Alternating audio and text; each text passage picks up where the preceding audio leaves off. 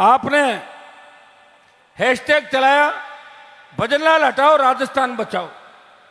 शाम को शुरू है, दूसरे दिन 1 बजे तक 5,60,000 से ज्यादा ट्वीट कर दिए।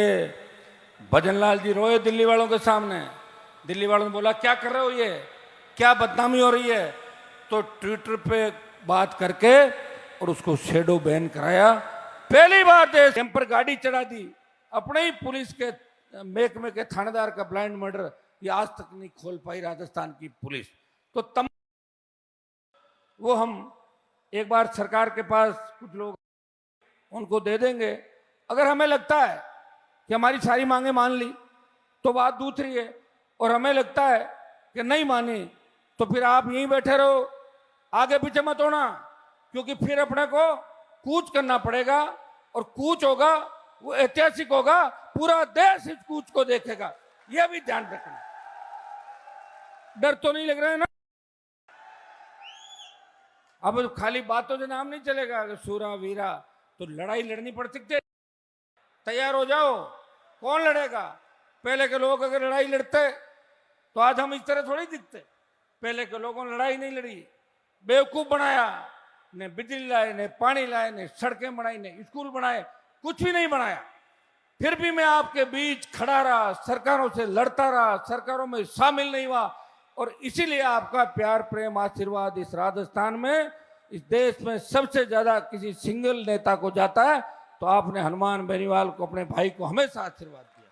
इस देश के किसी भी जाए 5,000 तेजाजी महाराज के मंदिर बन गए। हाँ, खरनाल का मंदिर अभी नहीं बना, वो योग नहीं बन रहा। मैं क्या करूं बताओ मुझे। योग बनेगा उस दिन मंदिर भी बन जाएगा। और मंदिर की शुरुआत हुई तो तेजाजी के मंदिर के साथ 5,000 मंदिर बन गए देश में। कितने? 5,000। और 5,000 बन रहे हैं। मेरे पास तो आता है ना कि उद्घाटन करो, तो मैं कहता हूँ आप प्रधान जी, एमएलए साहब किसी कर रहे हो, सब जगह पहुंच नहीं पाता मैं। हरियाणा यूपी के अंदर भी आपके वीर तेजाजी महाराज के गाने पे वहां के लोग जो हमसे बहुत सक्षम है, हरियाणा उत्तर प्रदेश दिल्ली पंजाब के लोगों ने जो लड़ाइयां लड़ी, हमने नहीं लड़ी वो लड़ाइयां। कोई गलतफहमी मत रहना कि राजस्थान के लोगों ने वो लड़ाइयां लड़ ली, वो लड़ाके वही थे।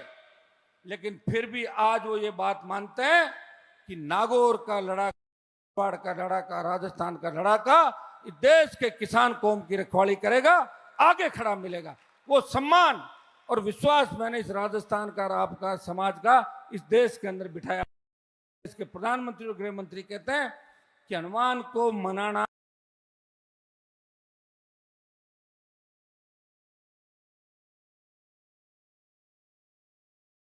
झुंड में एक ने उमर जी का मालिक है। बीजेपी को छोड़ा, कांग्रेस वाले आगे आ जाओ, हम तो तैयार हैं बीजेपी को हराना है। कांग्रेस पीठ में छुरा घोंप के भाग गई। फिर भी नागौर के लोगों ने ध्यान रखा। इस बार थोड़ा सा मामला गड़बड़ हो गया था। जीत बहुत अंतर से मान रहा था, क्योंकि जाट, मुस्लिम और मेघवाल और कांग्रेस का जो वोटर होता है वो 14 लाख से ज्यादा वोट है। 22 लाख में से 15 लाख वोट, 15 लाख वोट, और सामने 7 लाख वोट बीजेपी माइंडेड। तो 7 लाख वोट, 15 लाख वोट, फिर भी 40,000 से जीत कम हुई थी ना। मानते हो कि नहीं मानते हो? तो बस मानना सीख जाओ, अगली बार गलती नहीं हो, ये ध्यान रखना। आगे जो भी चुनाव आएंगे, जिस हिसाब से लड़ेंगे, जो भी मुद्दे होंगे। कल मैं डीडवाना के अंदर बैठक लेके आया, कोई सुनने कुचामण के अंदर कांग्रेस के विधायक तो ये कह देते हैं हमारी सरकार नहीं है, और बीजेपी के अंदर दलाल छोड़े हुए जगह जगह। कौन सुनेगा इस राजस्थान की, बताओ मुझे। कांग्रेस तो एक ही बात कहेंगे, हमारी सरकार नहीं। और सरकार थी जब सारे पेपर आउट करा दिए, सरकार थी जब बजरी माफिया को अपना बाप बना लिया कांग्रेस के नेता, ये पिताजी इनके बजरी माफिया जो बदमाश था, सरकार थी तब मजे लिए। अब उस माल को पहुंचाने का काम करें। और भजनलाल ने कहा कि कांग्रेस के नेता रात के अंधेरे में मेरे से मिलते हैं। मेरा तो नहीं कहा, एक बार कह के दिखा दे। मैं तो देखा ही नहीं भजनलाल को नजदीक से ही। तो 20 साल पहले पार्टी कार्यालय में गया जब देख लिया होगा, बाकी मैं उसमें इतना जानता भी नहीं था। लेकिन मैंने मुख्यमंत्री को नहीं देखा नजदीक से। अभी जब एसआई भर्ती को लेकर रैली थी तब संदेश आया था, कमिश्नर संभाग यहाँ पे आए उन्होंने कहा साहब हम कोर्ट के अंदर कर रहे हैं, मदद करें। फिर धोखा किया, उप समिति के अंदर बैठे लोगों ने बदमाशी करी और एसआई भर्ती को रद्द नहीं होने दिया। लेकिन हाई कोर्ट में जो सुनवाई चल रही है भाइयों, इस राजस्थान के जवानों की हुंकार का और दिल्ली कूच का इतना बड़ा दबाव राजस्थान के अंदर हर वर्ग, हर नेता के अंदर है कि सरासर अन्याय हो रहा है। और आज हाई कोर्ट के अंदर एडीजी एसओजी ने कहा कि 50 नहीं, इससे ज्यादा लोग फर्जी है। हाई कोर्ट सन रह गया, ये क्या हो रहा है? सरकार कुछ कह रही है, ये एडीजी साहब कुछ कह रहे हैं, लेकिन निश्चित रूप से विजय आपकी होगी, ये मैं आपको विश्वास दिलाता हूं।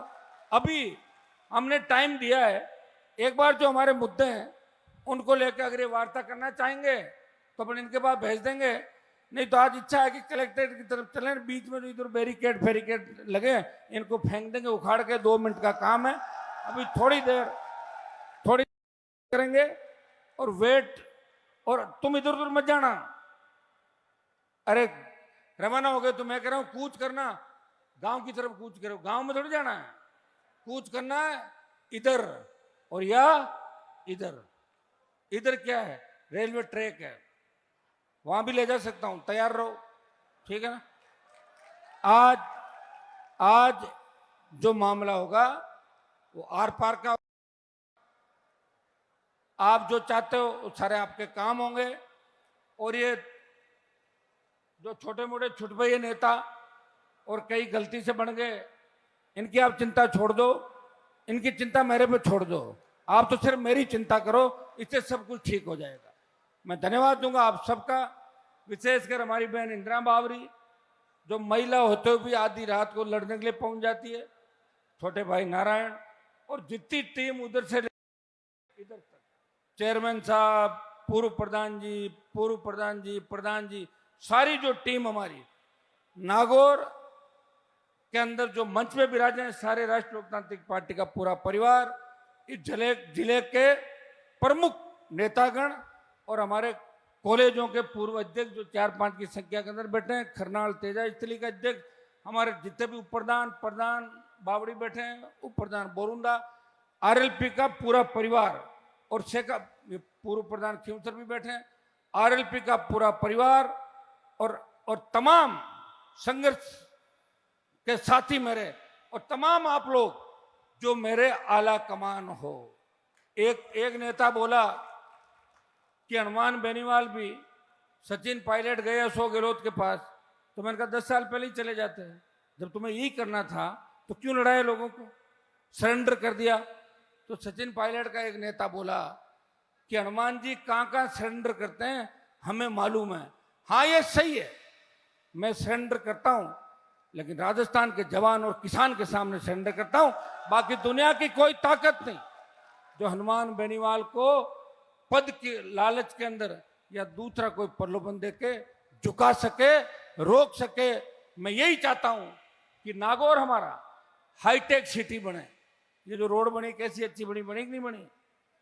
रोड अच्छी है ये वाली, बानेसर वाली है, वो गोगड़ा वाली मैंने कहा ना तोड़ के बना रहा हूं। देश में 2 ही रोड टूट के बन रही है, एक राजस्थान के नागौर में और एक दूसरी जगह पूरी तोड़ के बना के उस ठेकेदार की चटनी बना दी, सांस नहीं आ रही उसको। ये जो पुल गलत बना है, पुल की जांच करा रहा हूं, मुकदमे दर्ज होंगे, और जब दिल्ली के मुकदमे दर्ज होंगे तो आप जानते हो जेल निश्चित है, चाहे कोई भी हो। इसको भी ठीक करा रहा हूं। नागौर में 2-3-4 रोड हमारी और है जो सिटी के अंदर, इनको ठीक करा रहा हूं। हमारे केंद्रीय विद्यालय खींवसर पर्वत से डीडवाना को बीच में कई कारण रह गए, सरकार भी नहीं चाहती, इनको हम चालू कराएंगे। और दिल्ली की खूब सड़कें, जिस तरह प्रधानमंत्री ग्राम सड़क योजना की सड़कें लाए, देश में सबसे ज्यादा दिल्ली की सीआरएफ और पीएमजीएसवाई की और सड़कें भी हम लेके आएंगे। अब जो 250 की आबादी की ढाणियां हैं उसमें गलत तरीके से हमें बताया, तो हम चाह रहे हैं कि उसको सही करें। और 250 की आबादी की अगर सारी ढाणियां, जो 11 की पीएचडी का सर्वे था उसमें हम कोशिश करें कि सारी ढाणियों को जुड़वा दें, तो मेरे हिसाब से नागौर, डीडवाना, कुचामन में ज्यादातर ढाणियों और मकानों में डामर सड़कें हो जाएगी। आपके चिंता करने की आपको आवश्यकता नहीं। इतने कॉलेज खुलवा दिए, और सबसे बड़ी बात कि दिल्ली में आपका नागौर का, राजस्थान का इतना रुतबा बढ़ा दिया कि देश के हर कोने से जब लोग आते हैं वो कहते हैं कि भाई साहब ये मामला तो आप ही उठाओ, और किसी के बस की बात नहीं। तो इससे ज्यादा मान सम्मान किसी को मिल नहीं सकता। ताबड़तोड़ मीटिंगें कर रहा हूं, जो भी मैं कर सकता। डिस्ट्रिक्ट इलेक्ट्रिक कमेटी का चेयरमैन हूं। आज मीडिया वाले पूछ रहे थे कि भाई साहब आपका कनेक्शन काट दिया। मैंने कहा मेरा कनेक्शन काट दिया, मैं भजनलाल का ही कनेक्शन काट दूंगा। क्या कनेक्शन से, मेरी बात सुनो, मैं कोई बिजली चोरी थोड़ी कर रहा था। बिजली के बिल तो चढ़ जाते हैं ऊपर। ये नई बात क्या है? सेटलमेंट कमेटी जो बनती है या उसको चेक कराते हैं, वापस रिव्यू करने का अधिकार होते हैं। अब यहाँ तो कई लोगों करोड़ों के बिल होंगे, लेकिन हनुमान से सरकार डरती है, और जब सरकार डरती है तो सरकार छेड़ती है। कांग्रेस के किसी नेता को नहीं छेड़ रही है, और छेड़ती है तो फिर मैं तो रुकने वाला हूं ही नहीं। मैं सरकार को दुगनी ताकत से छेड़ता हूं। मैं धन्यवाद दूंगा मेरे सोशल मीडिया के छोटे भाइयों का इस प्रदेश और देश के अंदर।